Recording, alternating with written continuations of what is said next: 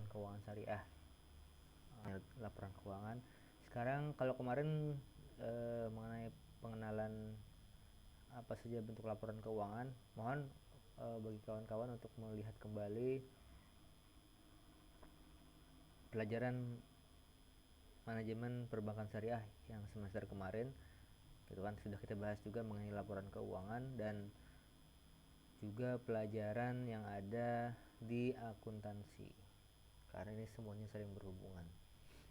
Oke, di semester lalu sudah kita bahas juga sedikit mengenai laporan keuangan. Sekarang kita akan coba mengulik kembali laporan keuangan. Untuk kali ini yang kita bahas khususnya adalah rasio.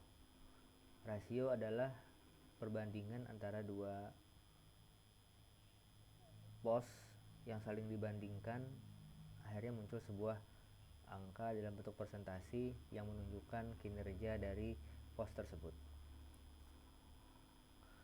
Oke, mungkin untuk ikhtisar laporan, saya ngambil contoh dari laporan Bank Muamalat.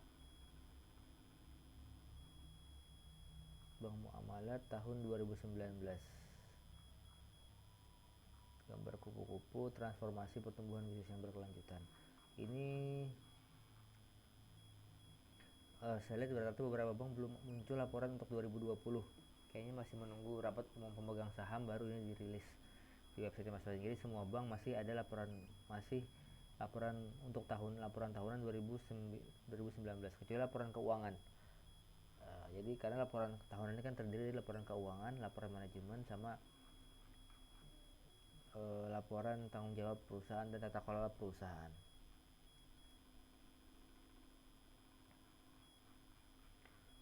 Oke, kita masuk ke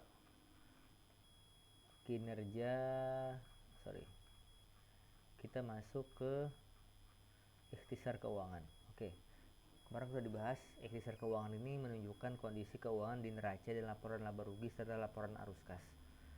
Ini lebih sederhana, dibikin perbandingan karena untuk mengetahui apakah ada peningkatan atau tidak.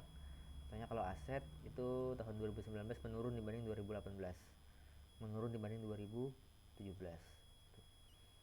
Pembiayaan juga turun, otomatis nanti keuntungan juga turun, kecuali dia bisa meminimalisasikan biaya. Total dana pihak ketiga 40 triliun ya. 40 triliun,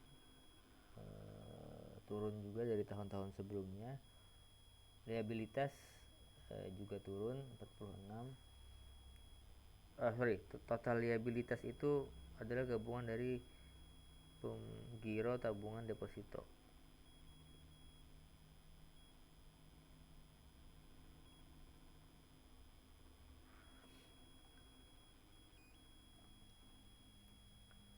Terus ada juga ekuitas, itu modal ada 3 triliun. Ada pendapatan juga mengalami penurunan sampai dari tahun 2019. Oke, kita bahas langsung ke rasio keuangan. Ada namanya rasio kecukupan modal atau capital adequacy ratio, disingkat CAR. Rumusnya adalah total modal dibagi dengan aset tertimbang menurut rasio. Jadi 12%. Ini di atas 8% sesuai dengan yang dianjurkan oleh Bank Indonesia. Rasio pembiayaan bermasalah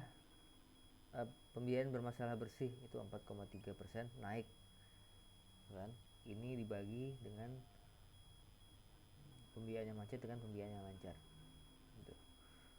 Pembiayaan terhadap dana pihak ketiga, financing to deposit ratio, berarti pembiayaan yang disalurkan dibagi dengan dana pihak ketiga.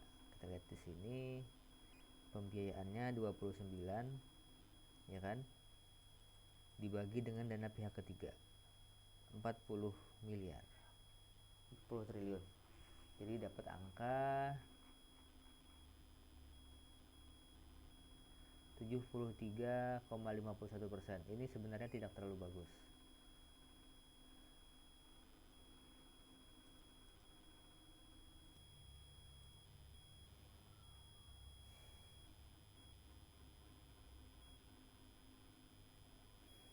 Oke, rasio pembiayaan dan terhadap dana pihak ketiga, financing to deposit ratio. Berarti dari 100 miliar 100 triliun yang misalnya ya, supaya mudah, dari 100 triliun duit yang dimiliki dikumpulkan oleh bank muamalat, maka hanya 73% yang disalurkan. Berarti banyak dana yang tidak terpakai. Ini merupakan sinyal kurang baik, karena kalau seandainya dana itu banyak disalurkan, maka keuntungan banyak. Seandainya dana itu banyak disalurkan di kisaran tahun 2000, kayak tahun 2015 nih, bagus, sama 2016, 95% sampai 98%, 90%-an lah itu ya. Itu berarti banyak dana disalurkan, dan kemungkinan dana itu akan menghasilkan keuntungan karena orang bayar angsuran. Kalau 73%, maka ini pertanda yang kurang baik, karena dari 100 miliar misalnya, 100 triliun yang disumbangkan cuma 73 untuk menalangi dana. Berarti kan sisa 20-an triliun kan yang belum disalurkan. Untuk memberi bagi hasil ke pemilik dana itu, maka butuh biaya. Itu bisa mengurangi pendapatan. Ya, kita lihat lagi. Financing atau dana pembiayaan yang disalurkan 29 nanti dibagi dengan 40 triliun, dapatnya 73%. Itu rasio yang penting. Jadi ini menunjukkan, kalau rasio kecukupan modal menunjukkan kemampuan bank untuk mengatasi untuk punya dana cadangan. Kalau seandainya ada sesuatu, maka dia bisa pakai dari modalnya cukup untuk dipakai untuk itu. Pembiayaan bermasalah bersih berarti menunjukkan berapa potensi kerugian, berkurangnya pendapatan. Karena kalau masih ingat pertanyaan UAS kemarin, pembiayaan bermasalah itu berefeknya adalah pendapatan bank berkurang. Sehingga bank untuk membayar bagi hasil kepada dana penyimpan masyarakat itu akan banyak nombok gitu kan, akhirnya keuntungan berkurang. Oke, jadi dari tadi dibagi dapat 70%. Margin misalkan pembiayaan terhadap pihak ketiga menunjukkan efektivitas penyaluran 73%, kurang baik. Paling bagus masih tahun 2016 nih. Tapi bukan berarti setelah dapat angka 95% itu bagus. Pasti bagus, belum tentu. Kita lihat dari pembiayaan bermasalahnya. Jadi 95% disalurkan, berapa sih yang bermasalah? Ternyata tahun 2016 cuma 1,4%, sedikit sekali. Jadi ketika itu bank banyak mengalami keuntungan. Makin kesini makin banyak yang macet, maka makin keuntungan makin sedikit gitu. Ditambah dengan pembiayaan terhadap dana pihak ketiganya juga berkurang, dan yang disalurkan sedikit tapi yang macet banyak. Nah, ini PR besar. Margin pendapatan bersih 0,83. Jadi setiap margin atau bagi hasil yang dikenakan tuh ada keuntungan yang bersih 0,83%, menurun. Makin besar makin baik. Beda dengan NPF ya, NPF makin besar makin buruk. Dana pihak ketiga, pembiayaan terhadap dana pihak ketiga itu di antara 95 sampai 90 itu masih bagus. Margin pendapatan bersih atau net margin income, NIM, itu makin besar makin baik. Ada beban operasional, sebentar kita lihat. Ada beban operasional terhadap pendapatan operasional. Makin tinggi makin jelek, makin kecil makin baik. Jadi beban dibagi dengan pendapatan. Mana beban? Beban dibagi pendapatan.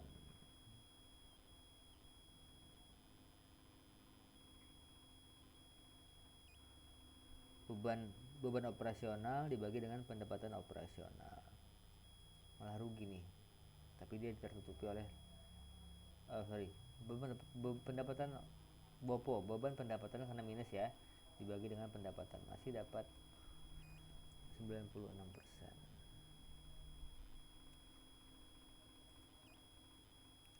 Oke,